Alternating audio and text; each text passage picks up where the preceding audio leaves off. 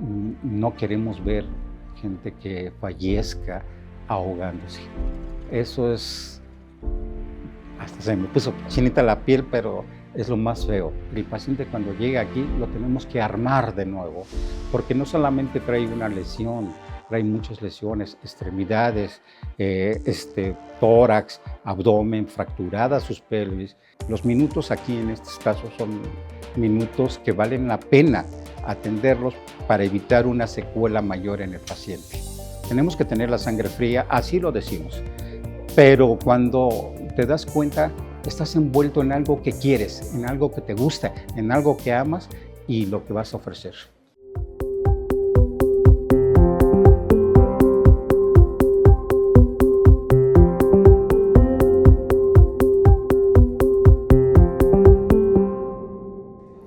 Hola, hola, les damos la bienvenida a Voces por la Salud, un espacio donde nos permiten adentrarnos a los hospitales, a las clínicas, a los espacios donde se ejerce la salud en este país y nos cuentan historias y nos cuentan la estructura del funcionamiento de todo este sistema de salud que tenemos en México. Hemos tenido historias bastante destrozadoras, pero también tenemos historias de esperanza, tenemos historias de vida en las cuales las y los médicos de este país entregan su día a día a la mejora de una sociedad y al bienestar de las personas. Así es que gracias por acompañarnos en este espacio y hoy estamos en el Hospital General Joco con el doctor Víctor Cuacuas.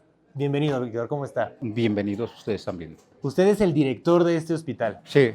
¿Hace cuánto tiempo es director de este hospital? Tengo aproximadamente 5 años y medio como director del hospital. Cuéntenos un poco su carrera. Esta entrevista a mí me gustaría que la lleváramos un tema desde su experiencia como médico y su evolución hasta el día de hoy, Sí. y que le compartáramos un poco a las personas que nos están viendo con transparencia qué es la vida de una persona que se dedica al espacio de salud. Entonces cuénteme, si se puede desde el inicio, cómo usted quiso ser doctor. Yo soy médico de profesión, siempre estuve trabajando en áreas de salud en la ciudad de Puebla y después la carrera la hice en la Universidad de Puebla, en la Escuela de Medicina, y de ahí me vine aquí a la Ciudad de México a hacer la especialidad de urgencias médico-quirúrgicas y después una subespecialidad que se llama medicina de reanimación, que precisamente atiende a toda el área de choque, trauma choque, como estos pacientes, para atender a los pacientes graves que tienen algún accidente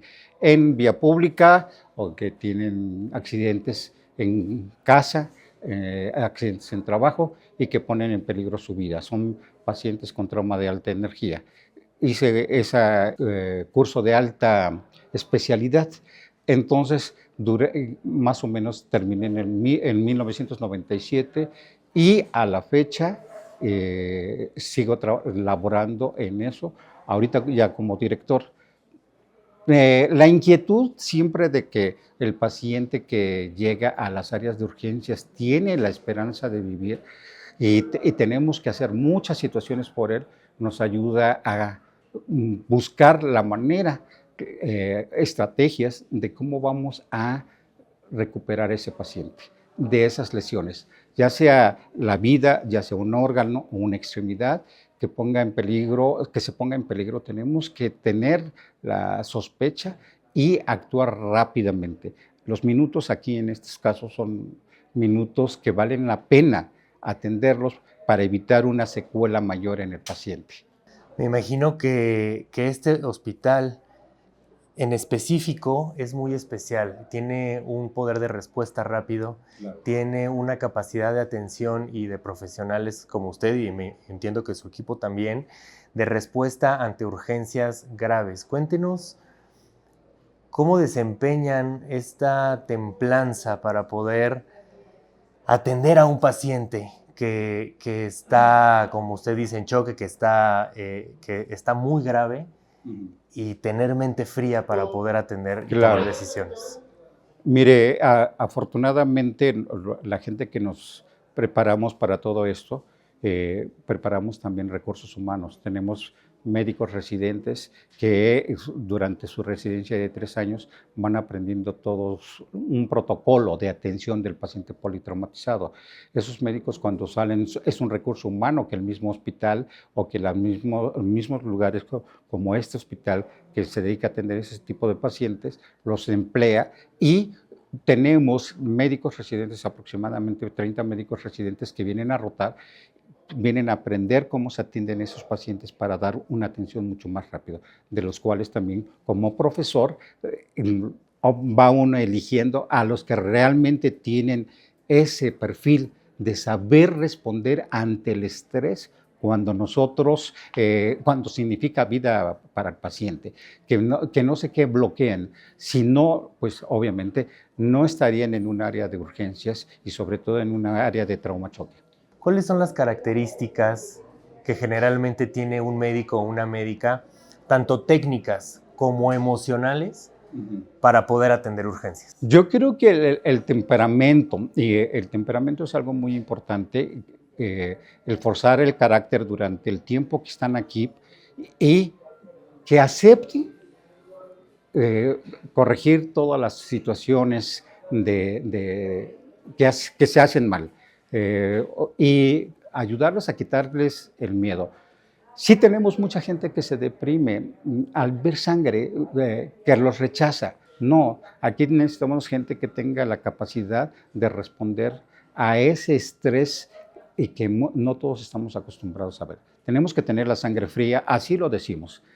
Pero cuando te das cuenta, estás envuelto en algo que quieres, en algo que te gusta, en algo que amas y lo que vas a ofrecer.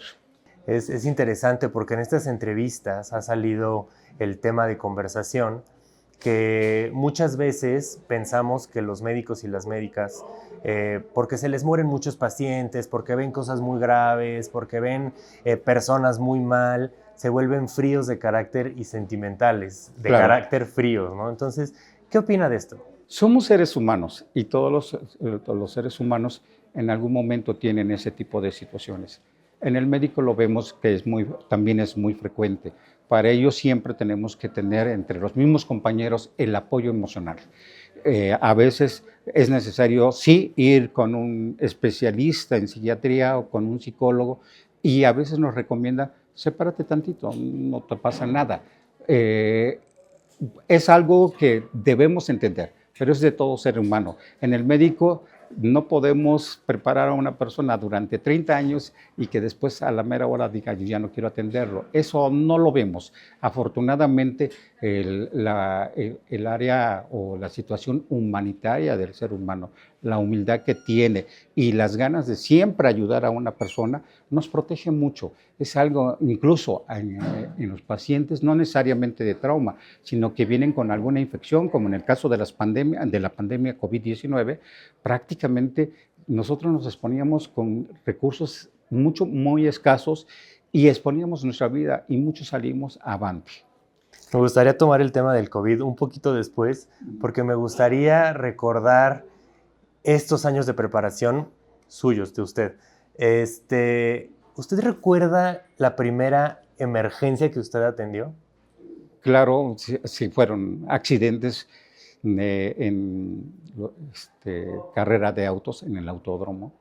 Hubo un carro que se volcó sobre las personas cuando no se tenía cuidado, estamos hablando prácticamente de hace 30 años, no se tenían las precauciones necesarias y lesionó a varios. Llegó a alguien voluntario, subió todos los pacientes y los llevó al hospital. Nos llenó el hospital de pacientes sumamente graves que los médicos éramos insuficientes para poderlos atender, porque no se hizo una prioridad, pero también fue un voluntario que no tenían que ver nada con la medicina. Vimos bastantes pacientes lesionados y, pues desgraciadamente, nos llevaron hasta cadáveres. Claro. Una pregunta, entrando un poco en este tema de la función de este hospital en específico. ¿Qué hace especial este hospital a todos los demás? Yo creo que el Hospital General Joco ha sido reconocido para manejar en primera instancia el paciente con trauma. Un 75% de los pacientes que tenemos acá son de trauma, pero también recibimos todos los pacientes metabólicos. Tenemos un sistema a través de C5 o en el Centro Regulador de Urgencias que se conoce como CRUM. Nos avisan antes para que nosotros podamos preparar el área y poder recibirlo. Se forman equipos con médicos especialistas en urgencias, médicos especialistas, médicos residentes que se están formando en la especialidad de urgencias para que puedan trabajar y entrarle directamente al paciente.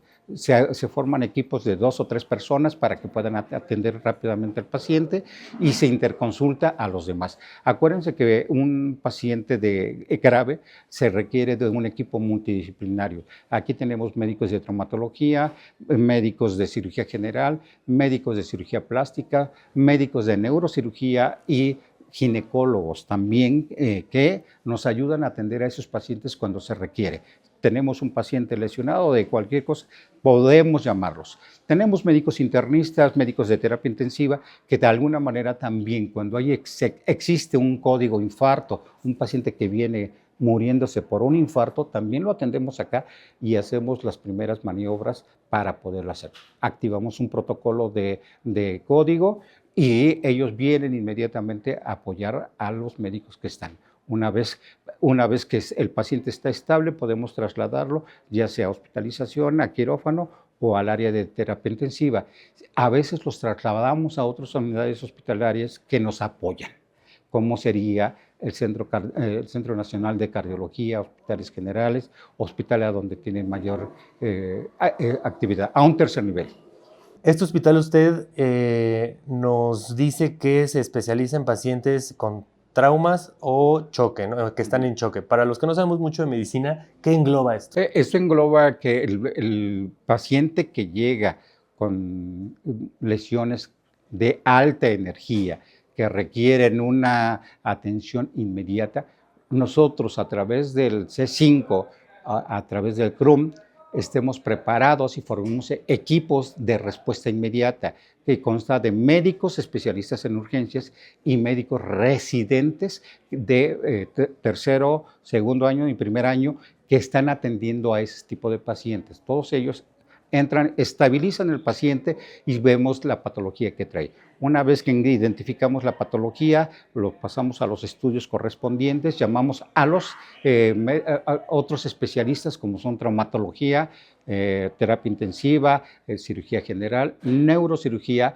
que nos apoyan para poder atender y dar una atención inmediata en ese paciente cuando sus minutos, pues tanto para su vida como para sus órganos son importantes. Me interesa mucho lo que dice de los minutos porque evidentemente cada caso es diferente, ¿no? Claro. No va a haber una respuesta estandarizada.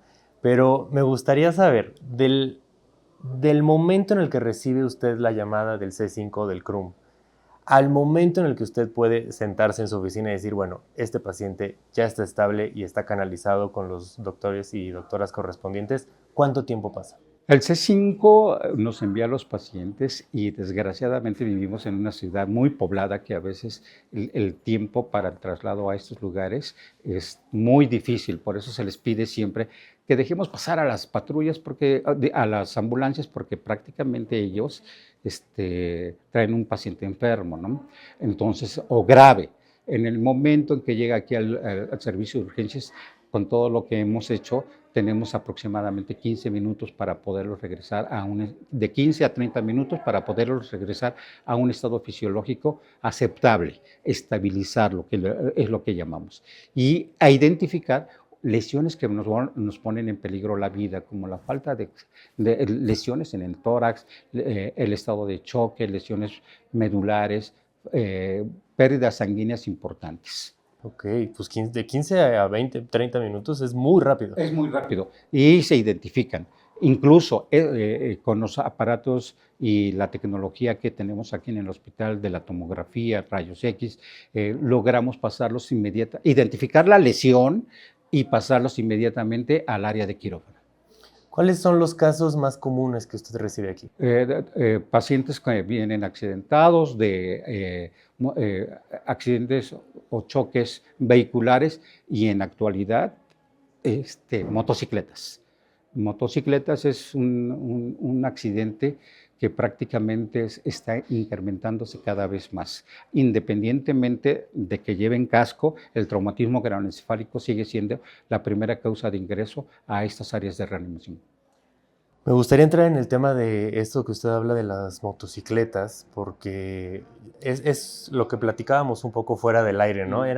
Es como un trabajo interinstitucional, pero desde el punto de vista clínico, ¿usted cuál cree que es lo más grave que está pasando en este incremento de pacientes que llegan por accidentes en motocicleta? Obviamente, la falta de educación vial por parte del mismo conductor. Y lo más grave para él es que tienen que entender que un accidente de motocicleta, el paciente cuando llega aquí lo tenemos que armar de nuevo, porque no solamente trae una lesión, trae muchas lesiones, extremidades, tórax, abdomen, fracturadas sus pelvis y fracturadas sus extremidades. Son pacientes que prácticamente se tienen que armar y que tienen una estancia de aproximadamente de 15 a 30 días para su recuperación. Son pacientes que llegan muy grave, que ya están perdiendo sangre y que de alguna manera no van a quedar bien después de un accidente de esas maneras. Es un problema, sí, tienen que entender que los estamos armando nuevamente. Cuéntenos algún caso que usted recuerde sobre un accidente vial fuerte. Eh, Prácticamente lo que hemos visto durante la pandemia de COVID, las calles se volvieron autopistas para muchos y utilizaron también las motocicletas, que creo que es cuando más se incrementó esto, el uso de las motocicletas. Había jóvenes de 20 años que andaban regalando o vendiendo cubrebocas. Uno de ellos se fracturó y vino con lesiones en columna, lesión en cráneo, lesión en tórax y lesión en extremidades inferiores. Se tuvo que armar, el paciente salió estando en una emergencia sanitaria como es la pandemia del COVID-19. Afortunadamente el paciente pudo salir y eso es un beneficio porque todavía viene aquí y nos dice gracias, nos agradece el que lo hayamos salvado. Vamos a entrar en el tema del COVID, que creo que es un parteaguas en el mundo de la salud en el mundo, ¿no? Pero en México, más por la pronta respuesta que se tuvo y por la cantidad de casos que hubo. Este hospital, usted me decía que fue de los últimos en convertirse en un hospital de COVID. ¿Por qué? Cuando todos los hospitales de la red se llenaban prácticamente, no había hospitales que pudieran atender el trauma, todo lo que se generaba, la violencia, hubo mucha violencia física, mucha violencia emocional por los casos que se estaban pasando y los accidentes que había. No había hospitales que pudieran atender, tampoco había hospitales que pudieran atender a mujeres embarazadas. Entonces teníamos que tener un hospital listo para poder atender a estos pacientes que estuvieran libres de COVID y que disminuir las posibilidades de contagiarse. Entonces, ya cuando la pandemia rebasó, prácticamente lo que hicimos convertir este hospital en híbrido. Una parte era de trauma y padecimiento médico y otra parte quedó en respiratorio para poder apoyar a todos los hospitales de la red. O sea, en pocas palabras, o sea, el COVID viene a saturar los hospitales, pero la gente se seguía accidentando, sí. La gente se seguía enfermando, la gente se necesitaba tener atención médica fuera del COVID y este fue uno de los hospitales que respondió ante esas necesidades. Exactamente, y respondió bastante bien porque lográbamos sacar algunas situaciones. Hay algo que se llama código Mater, que también eran mujeres que desarrollaban una enfermedad hipertensiva, eclampsia o preeclampsia, y no teníamos dónde meterlas, no podíamos meterlas al área de donde estaban los pacientes respiratorios. Aquí en este hospital, la terapia intensiva quedó libre para esos pacientes. Llegamos a tener muchas pacientes, casi 210 pacientes durante el tiempo de COVID, obviamente como código Mater. El código Mater es una enfermedad que pone en peligro a la vida de la mujer embarazada o bien de la que ya tuvo su cesárea y que ya se hizo una resolución quirúrgica. A unos años de que la pandemia ya no sea una emergencia sanitaria, ya bajó, ya lo pudimos controlar hasta cierto punto, ¿usted voltea a ver esa época y qué le recuerda? ¿Qué sentimientos le dan el estar casi 2 años en una pandemia que cambió la vida de todos los mexicanos? Claro, pues mire, aprendizaje, yo creo que tenemos que voltear y aprender de muchas de las cosas, errores, aciertos, de que no se vuelva a repetir esto, que no queremos ver gente que fallezca ahogándose. Eso es, hasta se me puso chinita la piel, pero es lo más feo, que no tengamos el recurso y que tengamos demasiados pacientes y no podamos atenderlos. Es muy difícil ver eso, que tengas a alguien y que no puedes hacer nada porque te falta el recurso, que te dé miedo atenderlo, porque te vas a llevar la enfermedad a la casa con tus compañeros, o no sabes si mañana, al otro día o en unas horas estabas igual.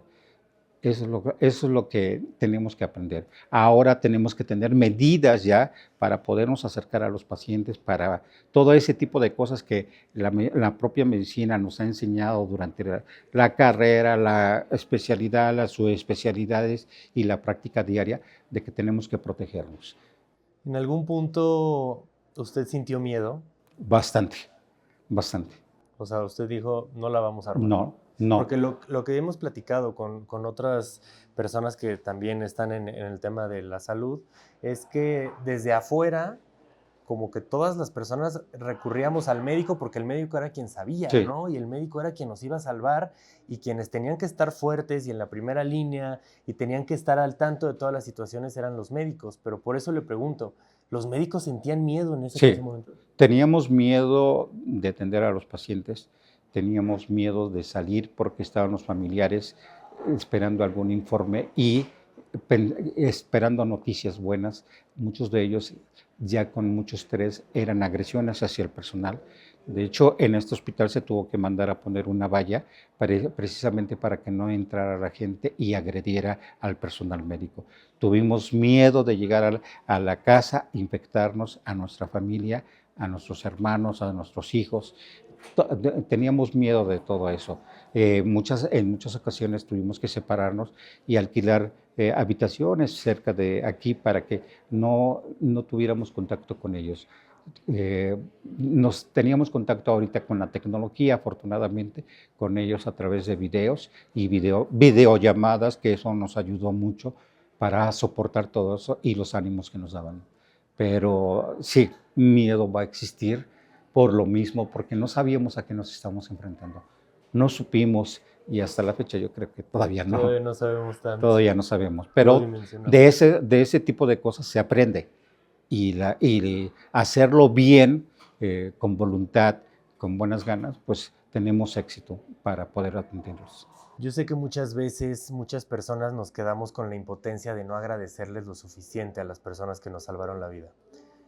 ¿Qué cree usted que es un acto que a usted le hace sentir que está haciendo bien su trabajo y un acto de agradecimiento? Yo creo que a todo médico tenemos una humildad para servir a la gente.